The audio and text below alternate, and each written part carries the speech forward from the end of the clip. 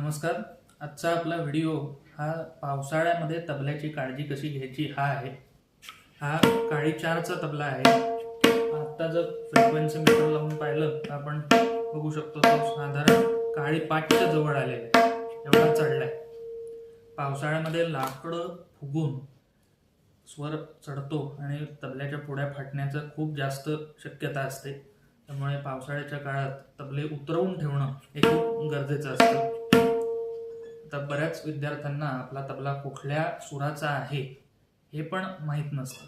तर म्हणून तुम्ही जी स्ट्रिंग्स किंवा आणि कुठलंही एक ट्यूनरचं ॲप वापरा. त्याच्यामध्ये तुम्ही ते लावून तुमचा तबला वाजवून बघा, सूर किंवा चाल. त्यावरून तुम्हाला तो कुठे आत्ता आहे हे कळेल आणि जिथे कुठे तो असेल त्याच्यापेक्षा खाली त्याला आणायचा प्रयत्न करा.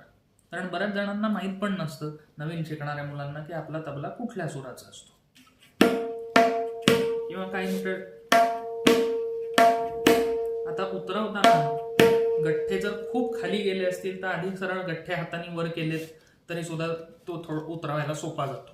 जर गठ्ठे फार खाली नसले तर मात्र आपल्याला आधीच गजऱ्यावरून तो उतरावायला लागेल. माझे गठ्ठे फार खाली नाही आहेत, मध्यात आहेत साधारण, आणि वर केले तर गजऱ्यावर उलटा मारायला पण अवघड जातं. त्यामुळे आधी आपण गजऱ्यावरूनच तो उतरवून बघूया. आता ए शार्प आहे, त्याच्या जवळ तो आत्ता आहे. आपल्याला खरा तो तबला जी शार्पचा आहे. आपण आधी एक एक सूर खाली घेऊन बघू किती तो खाली जातोय. बघा, लगेच आवाज बदलला.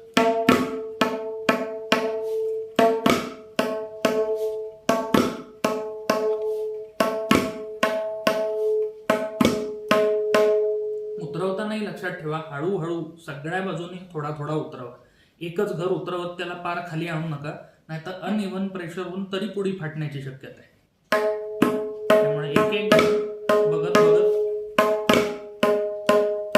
उतरवताना सुद्धा वादीवर लागणार नाही किंवा पुढीला लागणार नाही याची शक्यता भरपूर असते लागण्याची. ती नाही लागत आहे ना हे बघा. चढवताना सुद्धा अशी हातोडी मारताना ही जी एज आहे ती जर पुढीला घासली गेली तर पुढी क्रॅक होऊन पुढी फाटू शकते.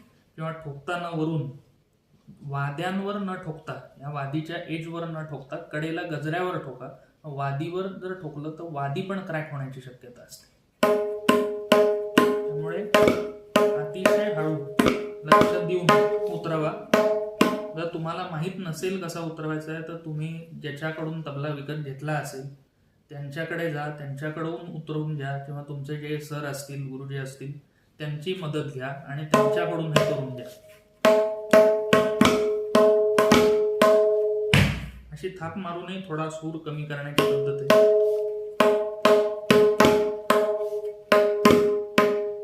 हा काळी 4 आहे. आता हे घर आलंय तिथे बघा, जी शार्पला हे घर आलंय. सगळी घरं हे वर आहे, हे उतरवू. असं करत करत सगळा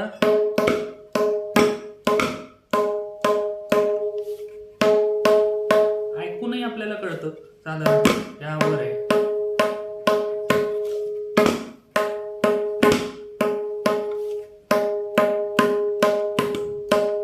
ठीक वाटतंय, हे त्याच्यात बरोबर वाटतंय, हे जास्त आहे.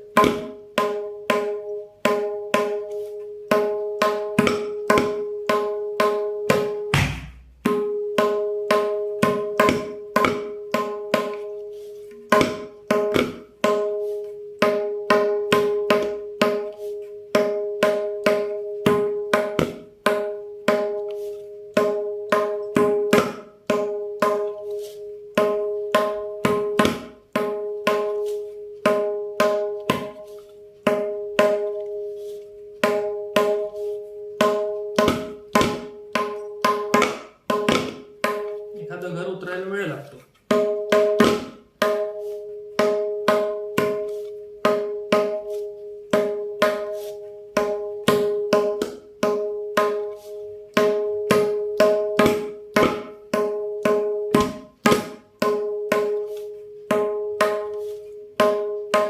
अगदी डॉट जी काही फ्रिक्वेन्सी 208 आहे, 209 आहे, तेवढ्या एवढी हरकत नाही, एखादं पॉईंटनी वर खाली झालं तर.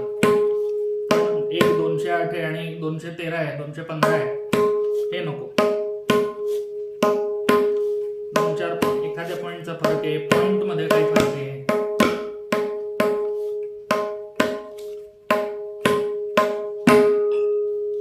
आपण आता साधारण 4.5च्या आसपास आणलेला आहे, 4.5ला.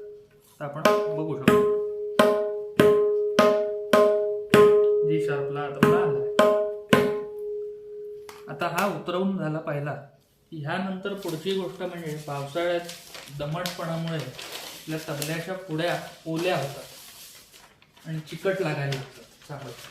त्याच्यासाठी वर्तमानपत्राची घडी घ्या, कागद घ्या, त्याची घडी करा आणि आपली पुडी झाकली जाईल एवढी त्याची घडी करा. सिंगल करा, डबल करा, तुमच्याकडे. पूर्ण पुडी झाकली जाईल आणि थोडासा कागद पुरेल बाहेर एवढा तो फोल्ड करून त्याच्यावर ठेवा आणि नंतर कव्हर त्याच्यावर बांधून ठेवा.